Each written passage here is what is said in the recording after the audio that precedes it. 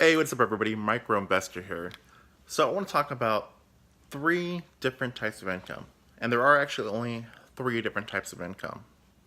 So we have our active income, which is what pretty much everybody does for the most part. That is income from a job or being self-employed. That's like trading your time for money. And then we have our portfolio income, which is income created from stocks, bonds, 401k, IRA, etc. And then we have passive income. Passive income is income that's created from rental properties, dividends from stocks, royalties, etc. Now the top 1% of people, they'll make all their money from most of the money from passive and portfolio income, but they'll also make money from active income because they have put their time into something. But the 99%, they basically mostly make all their money off of active income, trading their time for money. So out of these three incomes, which one do you think will pay the highest taxes? Believe it or not, it's actually active income. Trading your time for money is the highest taxed thing. People, let's say like a doctor, right? They are taxed, a lot of them are taxed at like 50% of their income. Imagine paying 50% of all the money you make in taxes.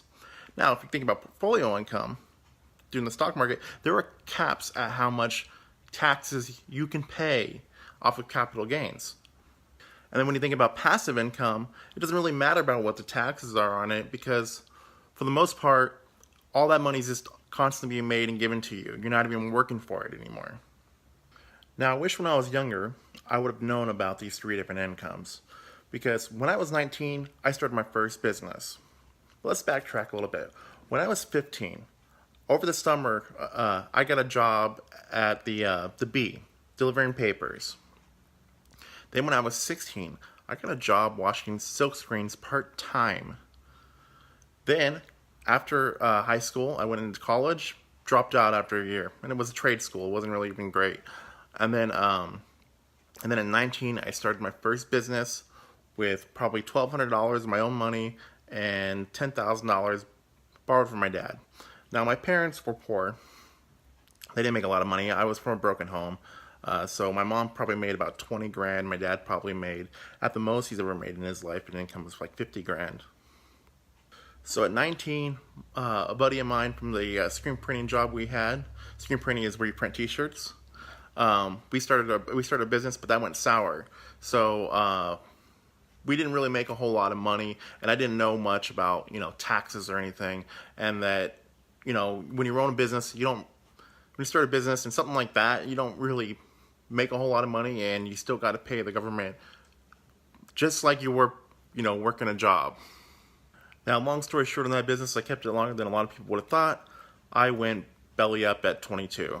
And, well, I never really made a whole lot of money. I would have made more money if I would have, kept my job.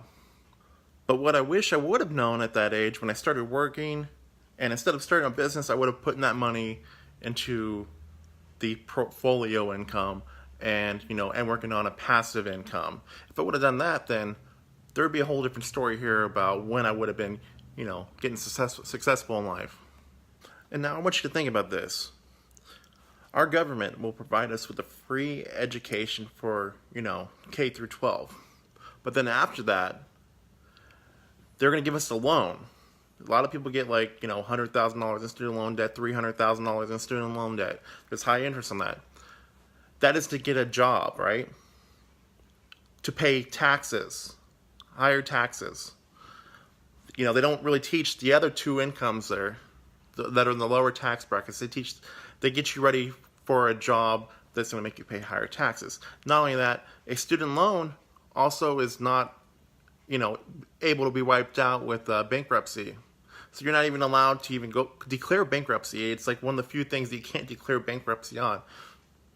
Now, I'm not trying to bash education. What I'm trying to do is I'm trying to tell you, no matter what you're doing and how successful you actually are right now, you can still do better, and there are better ways to do it. Alright, well, if you made it through this video so far, please subscribe to my channel and leave a like if you feel like it. I have new videos coming out all the time. I am not trying to sell you anything, offer you any course or anything. Everything I share is my own experiences and whatever knowledge I have to share. Thanks, guys.